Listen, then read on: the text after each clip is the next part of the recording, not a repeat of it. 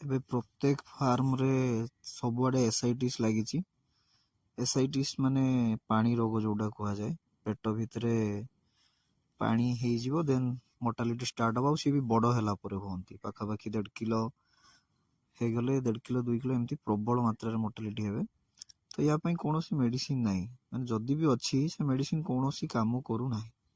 ଆମେ ବହୁତ ପ୍ରକାର ମେଡ଼ିସିନ ଟ୍ରାଏ କରିନେଲେ, ବଟ୍ ମେଡ଼ିସିନ କୌଣସି ଜିନିଷ ଟ୍ରାଏ କଲା ପରେ ବି ତାର ରେଜଲ୍ଟ କିଛି ମିଳିଲାନି।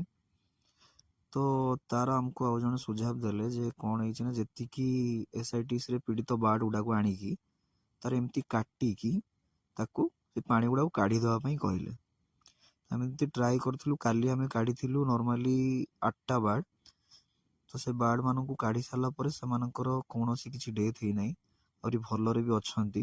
ତ ଆଜି ମୁଁ ନିଜେ ସେମିତି ପାଖାପାଖି 10ଟା ଖଣ୍ଡେ ବାର୍ଡ଼କୁ ଏମିତି ଅପରେସନ୍ କରୁଛି, ମାନେ ଚିରିକି ସେ ପାଣିଟାକୁ କାଢ଼ୁଛି। ତ ମୋତେ ତ ଫିଲହାଲ ରେଜଲ୍ଟ ମିଳୁଛି, ମାନେ ମରୁନାହାନ୍ତି ସେମାନେ, ସେମିତି ଦାନା ପାଣି ସବୁ ଖାଉଛନ୍ତି।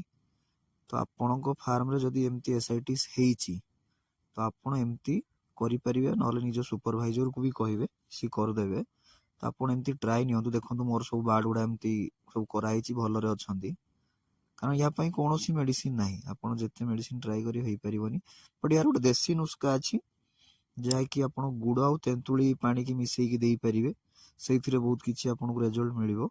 ଆଉ ଗୋଟେ କାହିଁକି ହୁଏ, ଯଦି ଜାଣିବାର ଅଛି ମୋତେ କମେଣ୍ଟ କରିବେ, ମୁଁ ବତେଇ ପାରିବି ଏ ରୋଗଟା କାହିଁକି ହୁଏ ଆଉ ୟାକୁ ଆମେ କେମିତି ରୋକିପାରିବା।